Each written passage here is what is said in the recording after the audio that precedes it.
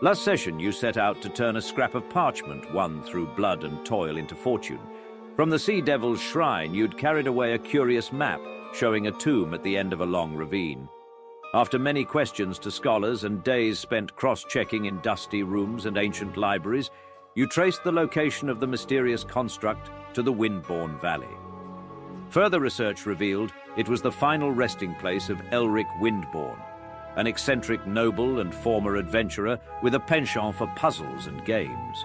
Rumor has it he used his adventuring fortune to construct a final resting place that would attract those with similar interests and put them to the test, rewarding any who could find a path through to his mausoleum. Jasper warmed the parchment over a lantern and uncovered a secret note, Map 7 of 30, a taunt that fit well with Elric's reputation. Before setting out, you bought all sorts of useful equipment and the supplies needed for a lengthy overland excursion into the mountains. You also tried to bolster your ranks with some hired help.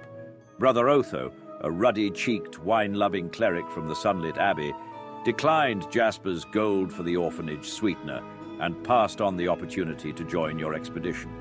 In contrast, Silas Two-Coats, a self-styled illumination specialist with a yellow stripe a mile wide down his back, took 13 gold up front and promised lanterns held aloft and coin-carrying services, but strictly no traps and no heroics.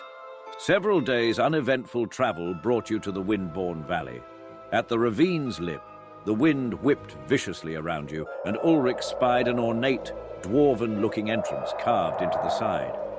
Thelgrum's trained eye called the grand entrance a fraud, human hands imitating dwarven craft. Proceeding through the entrance, Silas showed his worth by expertly illuminating the path. A twisting passage brought you through and outside again to a narrow, windy ledge overlooking the ravine. At the end, a solid stone door was set into the rocky cliff wall, with a square recess in its middle, waiting for something.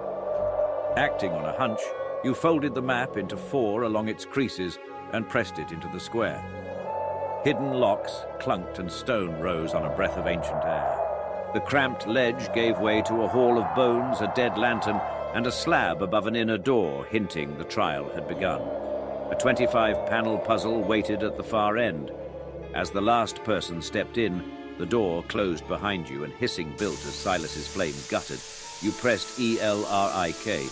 The tomb exhaled, the door rose, and you stepped through, alive. A central chamber offered choices and distractions. A stone sarcophagus dared you to pry. Jellico and Elric heaved the lid only to find a solid block. Ticking started.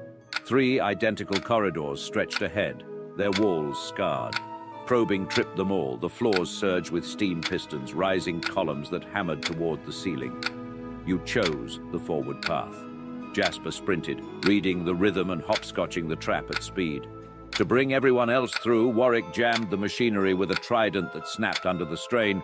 Thelgrum and Jellico pounded in iron spikes, and Jasper wedged daggers where metal held.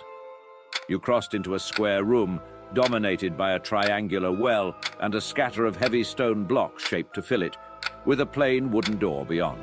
The tomb had set the rules, wit and nerve, and you ready to play the next move.